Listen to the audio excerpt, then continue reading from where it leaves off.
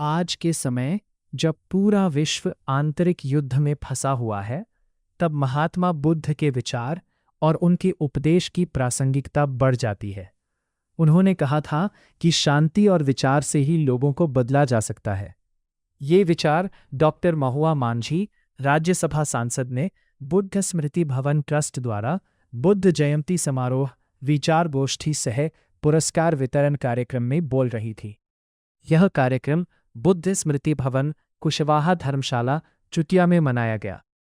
उन्होंने कहा कि बुद्ध स्मृति भवन ट्रस्ट द्वारा आयोजित विचार गोष्ठी एवं अंतरविद्यालय भाषण सह चित्रांकन प्रतियोगिता रांची में आप लोग ही कराते हैं। ये समाज के लिए सराहनीय है।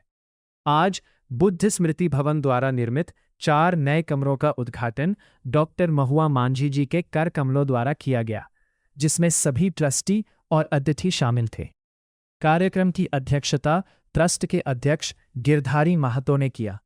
पूरे कार्यक्रम का संचालन ट्रस्ट के सचिव अरविंद कुमार ने किया। विषय प्रवेश कोषाध्यक्ष सूरज महतो, स्वागत भाषण महावीर कुशवाहा द्वारा किया गया। कार्यक्रम की शुरुआत HM पब्लिक स्कूल की बालिकाओं द्वारा महात्मा बुद्ध पर आधारित गीतों में स्वागत नृत्य किया गया। कार्यक्रम के मुख्य वक्ता डॉक्टर रिजू नायक, प्रोफेसर नागपुरी, जनजातीय एवं क्षेत्रीय भाषा विभाग, रांची विश्वविद्यालय थे। उन्होंने लोगों को बदलने के लिए प्रेरित करते हुए कहा कि उनके उपदेशों पर तभी अमल कर सकते हैं जब हम अपने आप को बदलते हैं।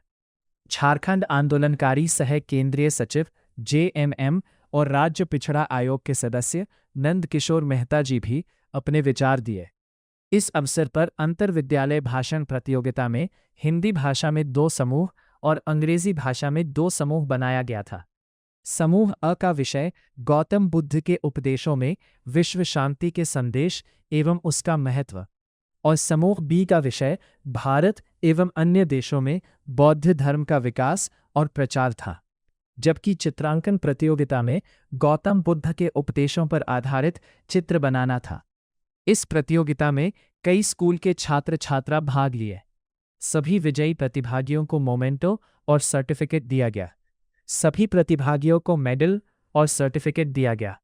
इसके बाद विचार गोष्ठी का आयोजन किया। इस संस्था द्वारा ये जयंती मनाया जा रहा है। संस्था का नाम है बुद्ध स्मृति भवन ट्रस्ट और आपने देखा कि कितने बच्चों ने पार्टिसिपेट किया। गौतम बुद्ध की जीवनी और उनके बारे में तरह तरह की बातें आई। सत्य, अहिंसा, करुणा, दया, इनके बारे में उन्होंने उस सदी में कहा।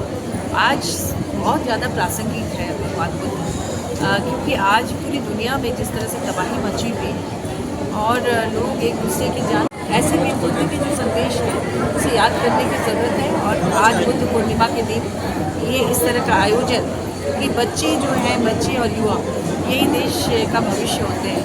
उनके मन में जो नफरत पैदा कर दी जा रही है आजकल सोशल मीडिया से और इसका काट यही है इस तरह का आयोजन, ताकि बच्चे जब उनको याद करेंगे, उनके बारे में सुनेंगे, उनके बारे में बोलेंगे, पढ़ेंगे, तो निश्चित रूप से हमारे यहाँ का माहौल सही होगा।